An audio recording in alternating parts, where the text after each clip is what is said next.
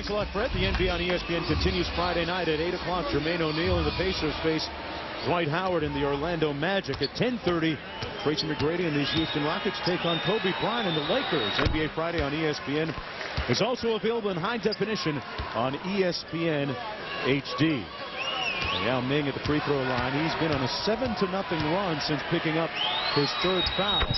And you see the sleeve that he's wearing now on that right knee. Doctors want him to wear that sleeve on his knee for another week or two. He took the brace off of his knee a week ago tonight. Well, I still think if you're the Clippers, you have to find a way to try to get Yao Ming involved defensively. Make him get involved defensively. Inside, the Clippers getting good work out of Tim Thomas. He's not going to try to go up and aggressively block shots right now. He knows he has three. He doesn't want to pick up at four. You have to keep attacking him. Rafer Alston from downtown misses. That foul going to go against the Los Angeles Clippers. It's on Chris Kaman. That's his third foul, and that gets Aaron Williams up off of Mike Dunleavy's bench. Kaman started off the year rather slowly, Tom. Struggled a little bit. Perhaps some feeling the pressure of signing that 5-year, $53 million contract, which kicks in next year. Well, Coach Dunleavy said the one thing about him is maybe he cares too much. I mean, he really wants to go out there and earn all the money that he's receiving. He had the hamstring injury early on in the preseason, got off to a slow start. So it just hasn't been the year certainly they expected of him coming off the stellar year he had for him last year. Thomas out top for the Clippers. Los Angeles leading by 4. Tracy McGrady on the bench right now for the Rockets. The turnaround short. And Yao Ming controls in the outlet for Alston. That's his 7th rebound of the game for Ming.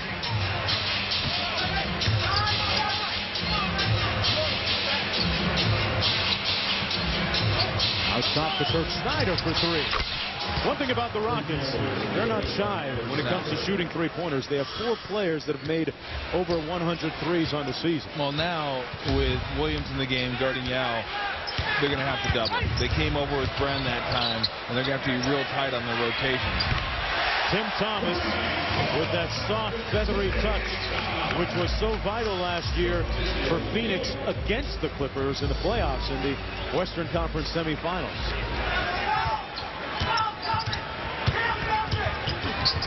Luther head on the baseline. Rockets going through Yao Ming, and Alston with a nice cut and one. Yao Ming with a deft pass out of the double team. Well, if you're the Clippers, you can't allow that to happen. There was not even a double team that came before there was a cut. I mean, you watch right here, no double team. Daniel Ewing they wasn't doing anything. He wasn't double teaming. He didn't keep his eye on his man. He didn't bump the cutter. He just kind of turned his back and let him go right behind him. When he's coming down the lane like that, you got to bump him. Or if you're going to double so your teammates know from the weak side to come over and stop that cut. Houston, Tom, pulling to within 1. 3 players for the Rockets with 10 points. Yao Ming, Rafer Alston, and Tracy McGrady, who remains on the bench for now. Thomas left wide open. Yao Ming with the rebound, his 8th of the game. Rafer head. Howard on the baseline. And the Clippers looking to run. Little drive and kick, Mobley. That was a nice job by Daniel Ewing, letting Brand sprint ahead of him, curling off his backside and sucking in the defense, hitting Mobley on the weak side. Cuttino Mobley, a.k.a. Cat, knocking down the 3 ball, no doubt motivated, playing against the team that drafted him. Back after this.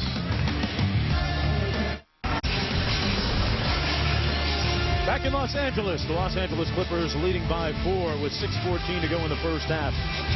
Los Angeles Clippers pulling ahead on this 3-pointer by Cuttino Mobley, his 2nd of the ball game. And let's go to courtside to Jim Gray. Mark, Jeff Van Gundy was not very happy at all. He spent the entire huddle screaming at his team. We've given up 5 threes. We played less than 18 minutes, given up 41 points. You guys have no mentality. You're not paying any attention. We keep making the exact same mistakes. Would you stay on your man, please? And he repeated that mantra for as long as you can talk in those 60-second minutes. All right, Jim, and yeah, defense really the signature for Jeff Van Gundy teams through the years. In fact, this year they lead the NBA in field goal percentage defense and are second in opponents' points per game. They've been trending the other way of late. Double team on Mobley. Underneath Elton Brand. Boy, you don't see him miss those that often. Here's Rafer Alston.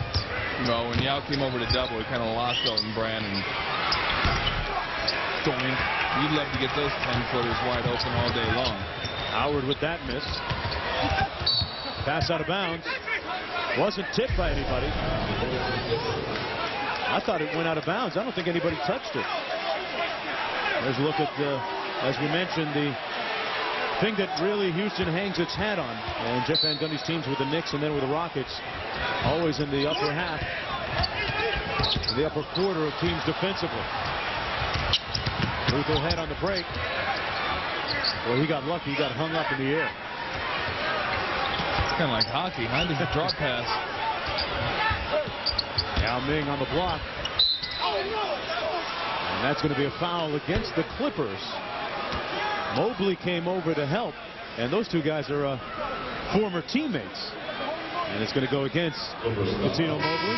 Man, you hate that when you go up and you pass it, and then like a nanosecond after the ball leaves your hand, you hear the whistle. You just try to get it back and shoot it up at the bucket. They go, oh, let me get 2 free throws. Oh, I just passed it. You're killing me. Yeah, I had that look on his face. I can't believe I just passed that ball. Wanted that one back. McGrady checks into the game for the Rockets. Yeah, working hard down the block. And Aaron Williams really bumping him off his cuff. Juwan Howard. Boy, Howard has struggled in this game, but during the time that Yao Ming was out, he averaged right around 12 points a game. Did a nice job. Tim Thomas working against McGrady. A decided height advantage for Thomas, but he couldn't cash in. Here's T-Mac.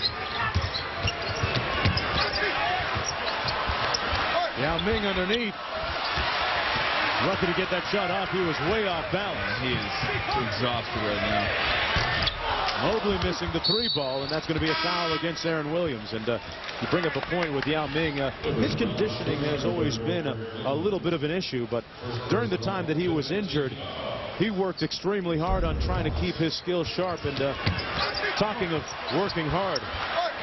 Well, I mean, he's a big guy. I mean, he's going to get tired. You see right there, he's just... I mean, he's beat right there, and he was as happy as anybody to see somebody go to the free throw line right now. So he get back on the defensive end and just kind of wait for people. But I mean, he's a big guy.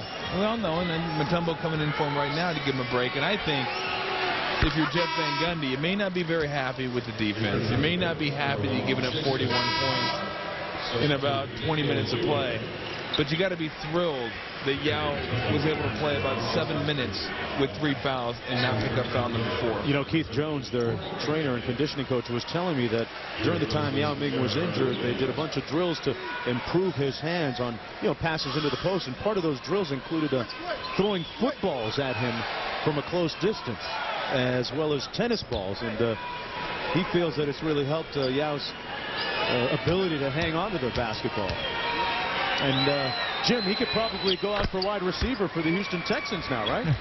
Well, he'd have a new quarterback to throw him the ball as well now that David Carr's moved on. But I spoke to Yao before the game, and he said point blank, Mark, I'm not in shape yet. I just don't have it yet. Some nights I have it one day, then the next day I don't. It's been slow to come back, but it is getting better. But he readily admits he's just not there. Well, he was out here as Elton Brand knocks down the mid-range jump shot. Yao Ming was out here at 5 o'clock. He was the first one in the building amongst the players on both teams taking jump shots and getting warmed up and working out. McGrady, once again, halfway down and out. This one must be the tight rim. That must be the tight rim. I think both of them are a little tight, to be honest. McGrady kicks it out to Luther Head. Missed the scoop shot. Big collision underneath, and the Clippers come out with numbers. Back out to Jason Hart. And Mutombo clears for Houston. They had Tim Thomas for a wide open layup. It's one of those situations where maybe you're not used to run in the middle of a break and used to playing point guard. Corey Maggette had Tim Thomas on the right-hand side, went to the other side, and the break ended up getting nothing out of it. Los Angeles Clippers coming into this game with a 2-game lead on the Golden State Warriors for the 8th and final playoff spot in the Western Conference. Clippers on a 4-game winning streak, and Sam Cassell with back spasms said he was going to try and give it a go tonight. McGrady fouled on his foray to the bucket. But Cassell has not come in yet. And there's a look at the 8th, 9th, 10th, 11th, and 12th spots. Golden State with a game tomorrow night. And New Orleans losing earlier tonight, so they dropped a half game back of the Clippers. Well, Byron Scott used the Q word when describing his team's effort the other night in their loss. He felt that they flat out drew in their loss. Yeah. For any reason we put Minnesota and Sacramento up there? You don't think they have a chance? Look, the only people that think Minnesota and Sacramento have a chance are the same people that are sucking on empty whipped cream canisters. I mean, come on, those teams don't have a chance. I think those teams are going to make it. Meanwhile, the Houston Rockets in the 5-hole in the Eastern Conference and chasing Utah. McGrady after that free throw with 11 points in the game. The lead is down to 3 for the Clippers. 8 on the shot clock for Brent. Moving around weak side to Jason Hart, and Jason Hart thinks the Rockets paid Tom for doubling off of him. Well, that's the extra pass you need. Double down on Brand, kicked it out to Maggette. He was guarded. You make that one quick pass and be decisive about it, you're going to get those open jump shots. You just have to capitalize, and that time Hart did. McGrady swooping to the hoop. That is pretty much unstoppable when he gets in that kind of groove. Well, someone's got to decide they want to slide over there and cut him off. Because once he gets ahead of steam at the top of the key and has a half a step on his man, if you don't have any help, he's going to get to the rim. Tim Thomas backing down Chappé. Brand battling underneath. Side it back out to Jason Hart.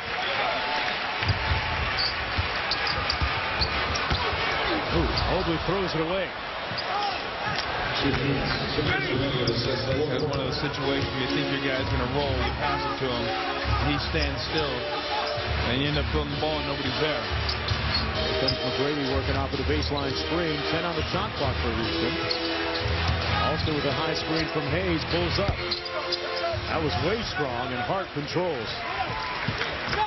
Jason Hart waived by the Sacramento Kings back on the 1st of the month, and fell right into a starting job here with the Los Angeles Clippers after the injury to Sean Livingston. And Sean Livingston actually tonight in transit back from Birmingham and undergoing rehab when he arrives here back in Los Angeles. And so far the rehab, Tom, is ahead of schedule, which is good news for the Clippers.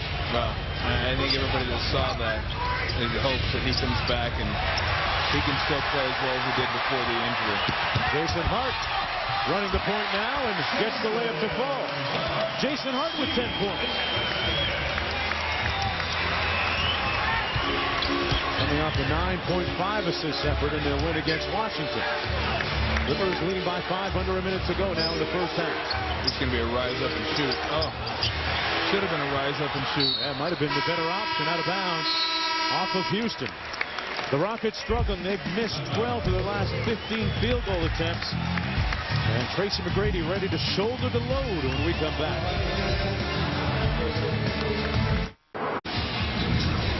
Welcome back to Staples Center. Coming up on the Toyota Halftime Report with Fred Hickman and Tim Legler. The Mavericks, wow, still white hot, going for their 60th win of the season. The Knicks surviving tonight at home, and a double overtime thriller in Boston. And right now on ESPN2, you can catch SportsCenter. And you know what? If Sam Cassell isn't bumping his gums, something's wrong. Either talking to officials or talking to teammates, getting things right in the huddle, or giving them a little bit of added insight from the sidelines. Sam telling me earlier he would love to get into coaching when his playing days are done, but he has another year after this one left on his contract with the Clippers. Well, if he got paid by the word, he'd be the highest paid player in the history of sport. Wouldn't be close either. 13 on the shot clock. Maggette After listening to Sam Cassell, missed the jumper. It'll be Clipper basketball. Sam Cassell battling an assortment of injuries, a back spasm, a strained abdomen muscle, a groin pull. I thought they might try to go for a 2-for-1, but now they're going to try to set up for one play, and Houston get the latch out of the half.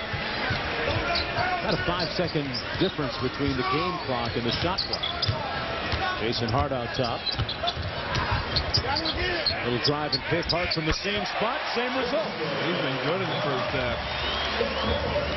Jason Hart with 12 points on a very extremely efficient 6 of 7 from the field. They're going to flatten this out and give the ball to Tracy McGrady. Rising up over Maggette. And the first half is in the books. The Los Angeles Clippers, after trailing early in the game, come back and lead at the break by 7 points. As we go to Jim Gray. Jim? All right, Elton Brand had 12 points here in the first half. Elton, why has it taken your team virtually the entire year up until the last week that you guys have played to finally start playing some decent basketball? Well, Jim, you know, it's been an injury late in the season. So guys like Jason Hart, you know, came to the team. He's doing a great job. You know, win a 4-game winning streak, but that's without Sam Cassell. You know, our guy Sean Livingston had that horrific injury. So you know, it takes time to gel.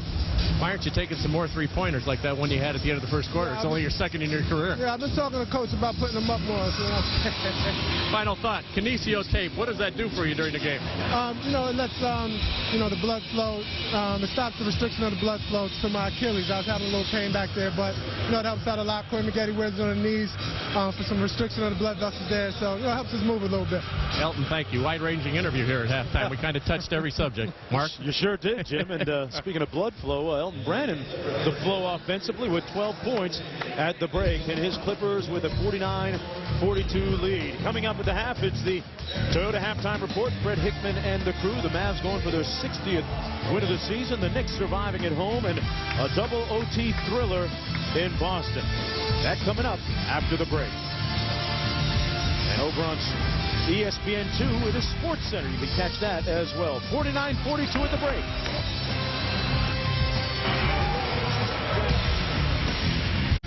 And as we welcome you back, we'll tell you that the LA Clippers are leading 49-42. Elton Brand, take a picture of that because you haven't seen that before. His first career three-pointer, Michael Clark Duncan, all fired up, probably handed out $100.